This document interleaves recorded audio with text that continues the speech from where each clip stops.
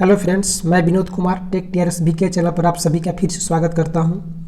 दोस्तों, आज हम टॉप लेवल जीके सीरीज का पार्ट 10 लेकर आए हैं। यदि आपने इसके सारे पिछले पार्ट्स को नहीं देखा है तो इसी वीडियो के डिस्क्रिप्शन में उसका लिंक दिया गया है, वहां से जाकर के इसके सारे पार्ट को आप जरूर देख लें। यदि आप आने वाला एनटीपीसी या आरआरबी ग्रुप डी या बिहार एएसआई मेंस और बीएसएससी मेंस इनमें से कोई भी एग्जाम देने वाले हैं तो यहाँ से बहुत सारे क्वेश्चन आपके लिए महत्वपूर्ण हो सकते हैं। एग्जाम से पहले एक बार इन सारे पार्ट्स को रिवाइज जरूर कर लें। चलिए हम यहाँ पर इस सेट को चालू करते हैं। यहाँ पर आपका सबसे पहला क्वेश्चन है, भारत का वह कौन सा राज्य जिसने सबसे पहले बायोफ्यूल पॉलिसी लागू किया है? तो आपका यहाँ पर उत्तर होगा राजस्थान।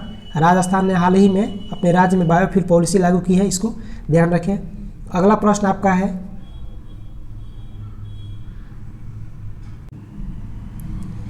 हाल ही में भारत का प्रथम राज्य कौन सा है जिसने खेल को उद्योग का दर्जा दिया? तो इसको ध्यान रखें, मिजोरम ने खेल को बढ़ावा देने के लिए हाल ही में उद्योग का दर्जा दिया है। और एक प्रश्न इस प्रकार का बनता है कि भारत का कौन सा राज्य जिसने प्रथम पर कृषि को उद्योग का दर्जा दिया? तो आपका महाराष्ट्र होता है, उसको ध्यान रखें। ये भी अक्सर एग्जाम में पूछा जा सकता है, महाराष्ट्र। अगला प्रश्न संख्या 3 आपका है कि खोंगजोम त्यौहार किस राज्य में मनाया जाता है? कहीं कहीं आपका खोंगजोम पर्व देगा, खोंगजोम दिवस भी होता है और खोंगजोम त्यौहार होता है। ये सारे आपके मणिपुर में मनाए जाते हैं। पूर्वोत्तर भारत का एक बहुत ही महत्वपूर्ण त्यौहार है खोंगजोम, इसको ध्यान रखें, मणिपुर। आपका अगला प्रश्न है प्रश्न संख्या 4 कि गन आइलैंड पुस्तक के लेखक कौन है? यहाँ पर आपका उत्तर होगा अमिताभ घोष।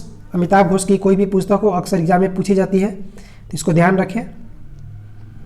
गन आइलैंड पुस्तक के लेखक कौन है? तो अमिताभ घोष। यहाँ पर और कुछ पुस्तक है, उनको देख लेते हैं। जैसे आपका अगला है क्विचोटो पुस्तक के लेखक कौन है? ये सलमान रश्दी हैं। ये भी इनका भी कोई भी बुक अक्सर पूछा जाता है, सलमान रश्दी का, तो ध्यान रखिए। अभी नया बुक लिखा है क्विचोटो, इसके लेखक कौन है? सलमान रश्दी। अगला आपका प्रश्न है कि द थर्ड पिलर के लेखक कौन है?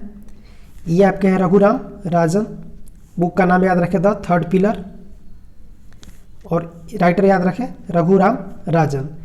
यहाँ पर आपका ये जो थर्ड पिलर है इसको हिंदी में भी दे सकता है, तीसरा स्तंभ, इसको ध्यान रखें। अगला प्रश्न आपका है कि ए सॉन्ग ऑफ इंडिया के लेखक कौन है? ए सॉन्ग ऑफ इंडिया, इसको ध्यान रखें रस्किन बॉन्ड। चलिए अगला प्रश्न देखते हैं। आपका अगला प्रश्न है प्रश्न संख्या 8, विश्व स्तनपान सप्ताह मनाया जाता है? तो ध्यान रखें 1 से 7 अगस्त के बीच में विश्व स्तनपान सप्ताह मनाया जाता है। अगला प्रश्न आपका है कि विश्व मरुस्थलीकरण व सूखा रोकथाम दिवस कब मनाया जाता है? ये 17 जून में। अभी जो हाल ही में जो दिवस मनाए गए हैं वो एग्जाम में आ जाने के ज़्यादा चांस रहते हैं, तो उनको फोकस रखें। जैसे मान लीजिए आपका एग्जाम पढ़ रहा है नवंबर में, तो पिछले जो भी आपका है जुलाई, अगस्त, सितंबर, अक्टूबर, इन सारे के दिवस को एक बार जरूर रिवाइज कर लें। अगला प्रश्न आपका है Jim Corbett national park Uttarakhand के किस जिले में है? ये आपका नैनीताल में है, जिम कॉर्बेट नेशनल पार्क। अगला प्रश्न आपका है कि महाराष्ट्र के औरंगाबाद हवाई अड्डे का नाम बदलकर क्या रखा गया है?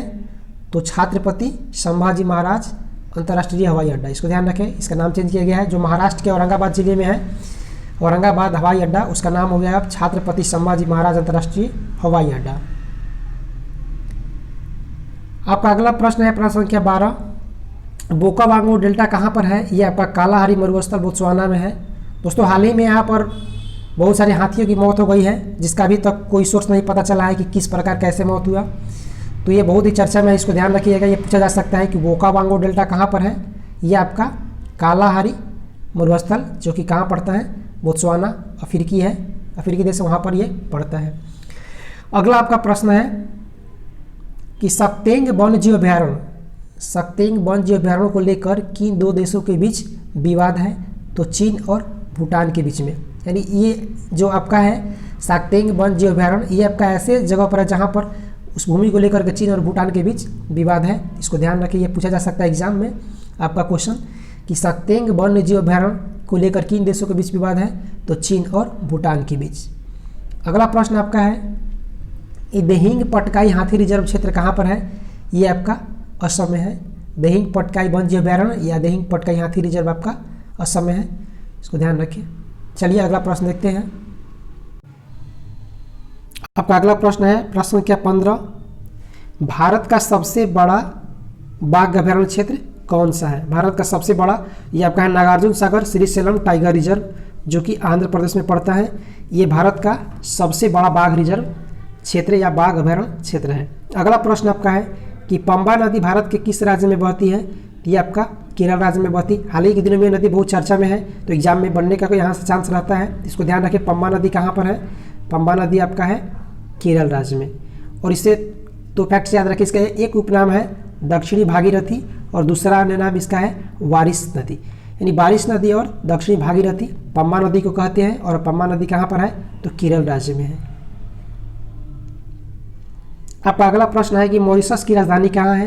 तो ध्यान रखें, ये पोर्ट लुइस में है। मॉरिशस की राजधानी कहाँ? तो पोर्ट लुइस। और वहाँ का मुद्रा याद रखें, मुद्रा भी वहाँ का रुपया है। अगला प्रश्न आपका है कि ताडोबा अंधेरी बाघ अभयारण्य किस राज्य में है? ये आपका महाराष्ट्र में पड़ता है। अगला प्रश्न आपका है कि भारत के किस राज्य में सर्वाधिक वन्य क्षेत्र है?